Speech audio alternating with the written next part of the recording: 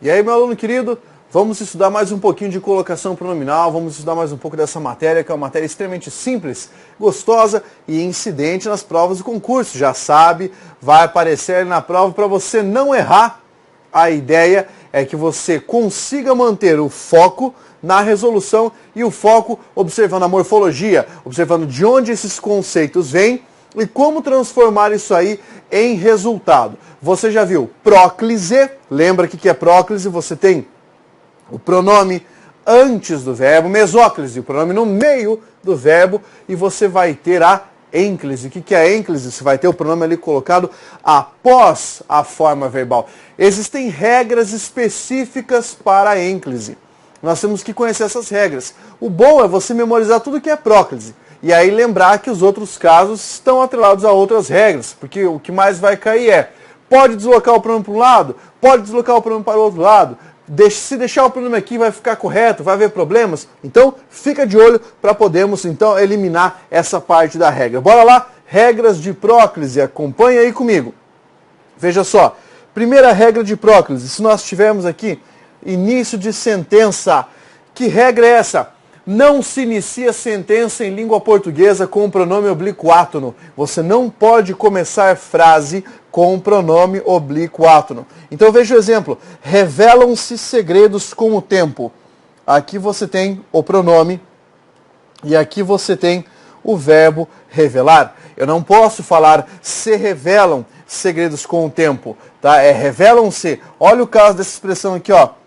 Amo-te. Essa é a forma correta. Imagina o seguinte, você está lá no seu momento de amor, no seu momento de intimidade, de repente chega a mina e fala, te amo. Você olha para ela e diga assim, ó, não amo. Por quê? Porque você disse, te amo. E não se inicia sentença em língua portuguesa com o pronome oblíquo átono. Isso está errado. Cuidado para você não bobear com isso aí. Não pode começar, amo-te. Essa é a forma correta de começar a sentença. Lembrando que isso aqui, ó, para início de sentença, se eu não tiver uma palavra atrativa, ó, se eu colocar um não aqui, seria não se revelam, tá? Mas como não temos palavra atrativa, tá beleza aqui, início de sentença, tá ok? Fácil de compreender. Vamos adiante, olha só. Verbo empregado no infinitivo impessoal. O que é isso, infinitivo impessoal? É o verbo no infinitivo, terminado em R, portanto, impessoal, não precisa de um sujeito, não precisa de um termo para servir de sujeito. Dá uma olhada nessa frase. É fundamental dedicar-se aos estudos. Temos aqui o verbo dedicar. Perfeito? Quem é que vai se dedicar aos estudos? Você consegue encontrar um sujeito para se dedicar aqui? Não consegue. Então, como eu tenho esse verbo no infinitivo, aqui ele é chamado de infinitivo impessoal.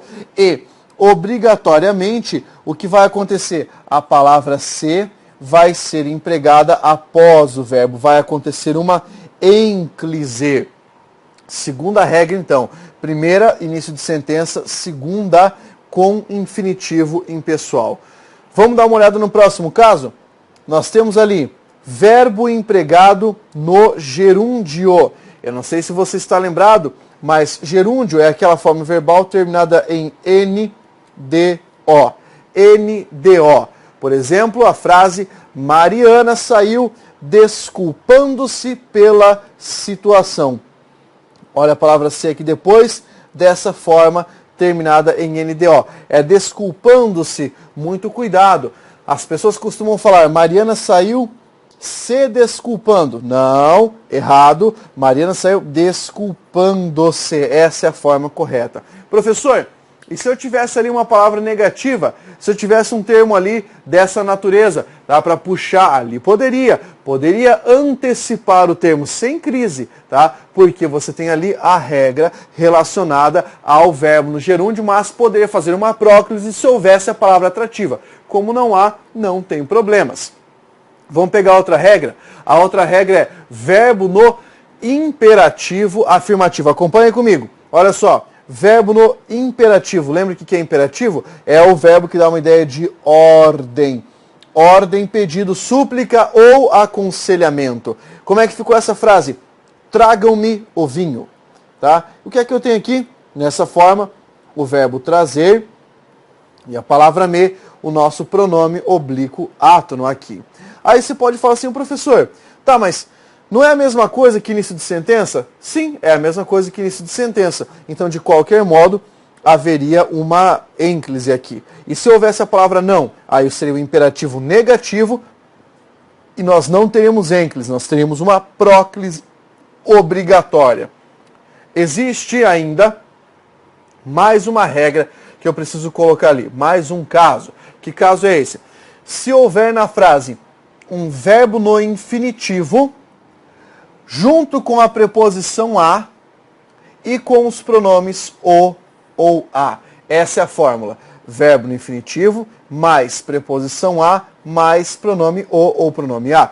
Obrigatoriamente você vai criar um caso aqui de ênclise. Veja como ficou essa frase.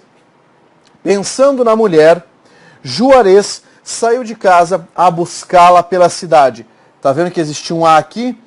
Existe o verbo buscar e existe esse lá aqui na frente de novo. Saiu de casa a buscá-la. Esse a que nós temos é o a preposição, certo? Esse buscar que nós temos aqui é o verbo. E esse lá que nós temos aqui, atenção, essa forma lá, esse pronome lá é o nosso pronome oblíquo átono. Esse é o lugar certo para deixar o pronome. Tá? Pensando na mulher, Juarez saiu de casa a buscá-la pela cidade. Por que não posso deslocar esse pronome daqui e colocar aqui antes do verbo buscar? Porque daí a forma ficaria assim, saiu de casa a mais a buscá-la. Isso não pode acontecer. Ô professor, mas isso aí não resultaria um caso de acento grave indicativo de crase? Não, porque você nem pode falar esse a aí, tá ok? Então não pode. Se fosse masculino, tá? Pensando no irmão, Juarez saiu a buscá-lo pela cidade. Mas a regra é simples, ó, verbo no infinitivo, tá? Olha aqui tem acento porque é uma oxítona terminada em a, e aí antecedido pela preposição a e com os pronomes o e a. Já viu essa regra aí? Tranquilamente. Então, eu só quero chamar a sua atenção para o seguinte, tá? Essa regra aqui nós já matamos. Lembra que eu falei a regra do início de frase? Início de frase. Muito bem. Algumas pessoas acabam se confundindo com determinadas sentenças. Olha só as sentenças que eu vou escrever aqui. Veja essa sentença aqui. José, vírgula, traga o aqui. Esse pronome está numa ênclise por quê? Porque isso também é um início de frase. Como assim o início de frase? Não sei se você reparou, tem uma vírgula aqui, tá? Essa vírgula separa o vocativo. Como separa o vocativo, vai começar aqui uma nova sentença. Então eu não posso falar José, o traga aqui. Ficaria errado. A menos que eu tivesse a palavra não. Se José, não o traga aqui. Mas esse caso aqui é o caso mais simples. O caso que poderia virar uma pegadinha seria esse aqui. Olha só. O caso, tá? Em que, olha só, agora eu vou pôr uma vírgula. Faz tempo, outra vírgula. Me envolvi, acabou. Muito bem.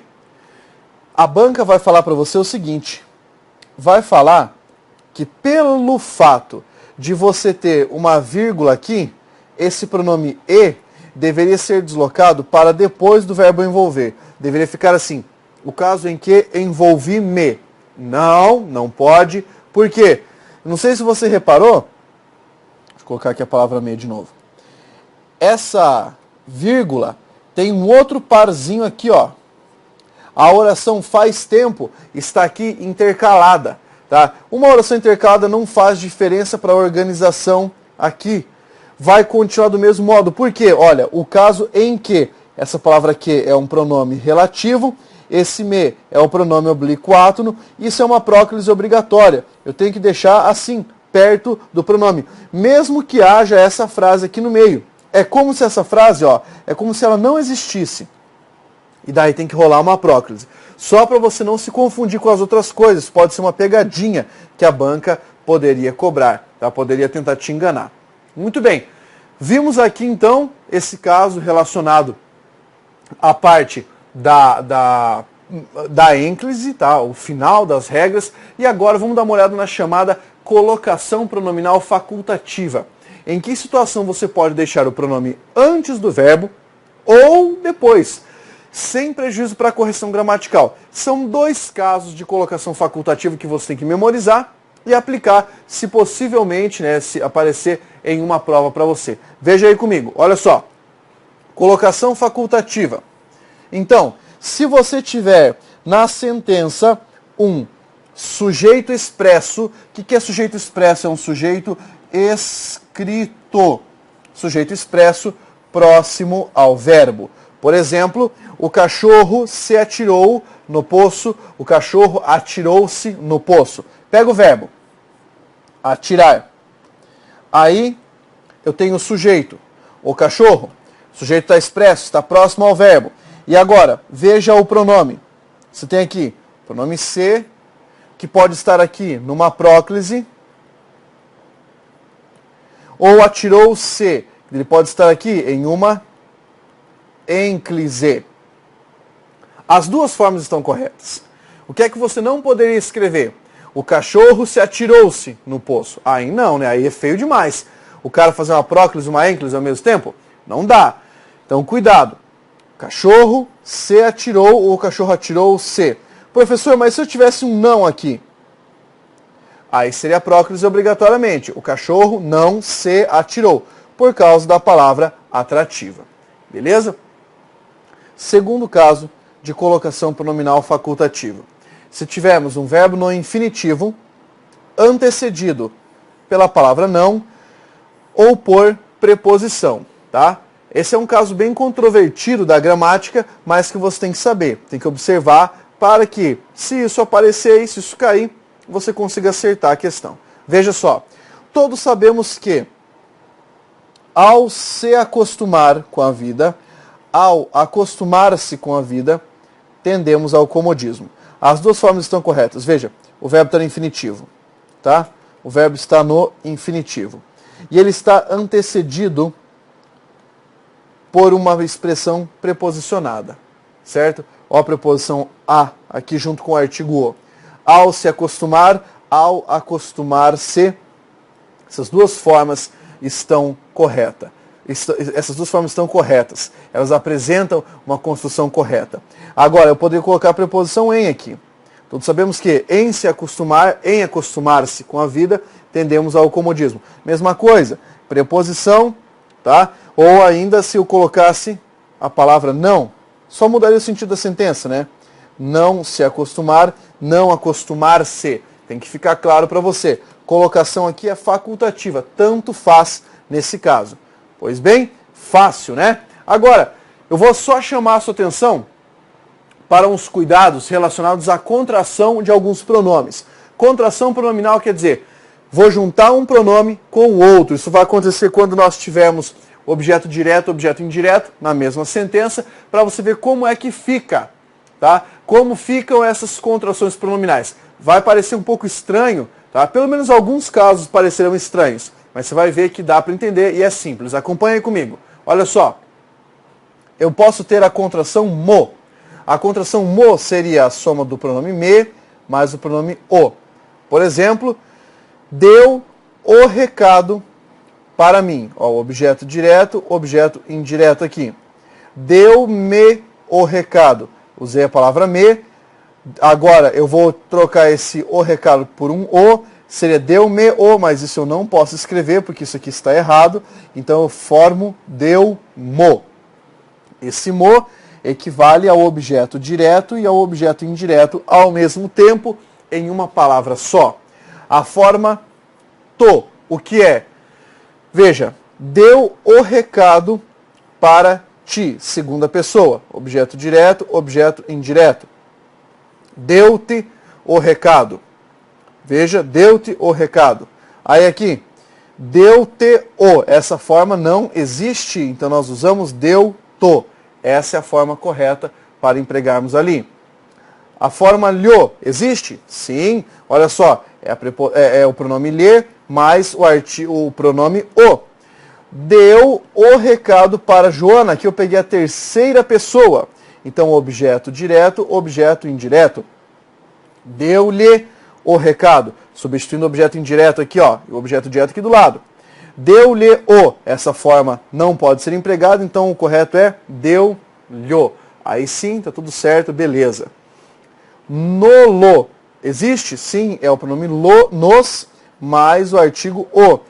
Por que vai ficar nolo? Você vai cortar o S e vai empregar o lo, certo? Caso do emprego do pronome após palavra terminada em R, S ou Z. Ele deu o recado para nós. Objeto direto, objeto indireto. Ele nos deu o recado. Troca esse recado por o, ele nolo deu. Essa seria a forma correta. O volo, olha a outra forma aqui, ó. Vos mais o. Lembra, termina em S, tem que cortar e empregar o. Ele deu o recado para vós. Objeto direto, objeto indireto. Ele vos deu o recado. Objeto indireto, objeto direto. A forma correta, ele vô-lo deu. Lembre que essas formas equivalem ao objeto direto e indireto ao mesmo tempo. Essas são as formas corretas aqui. Tudo bem? Um pouco mais sintético esse vídeo, né? Um pouco menor, porque aqui eu só precisava finalizar a parte de colocação pronominal, para poder encerrar o raciocínio acerca disso. Agora que você já sabe como fazer colocação pronominal, é tentar derrubar isso nas questões. É tentar evidenciar cada elemento desses aí e aplicar uma questão e outra particularmente. Quando isso aparecer na sua prova, você já sabe, olhe para o verbo, olhe para o pronome, veja o tipo de pronome, veja se tem palavra atrativa ou se você tem qualquer outra regra ali. Maravilha? Questões que certamente farão de você uma pessoa gabaritada para conseguir o seu cargo. Tá? Vai conseguir, vai garantir a sua vaga. Contanto que você fique ali trabalhando, fique ali burilando, tá? Dedicando-se ao que é necessário, nesse caso aqui, a observação desses elementos. Perfeito? Continue estudando, sempre com foco e determinação. Eu espero você para continuarmos a nossa batalha. Já sabe, né? Força, guerreiro!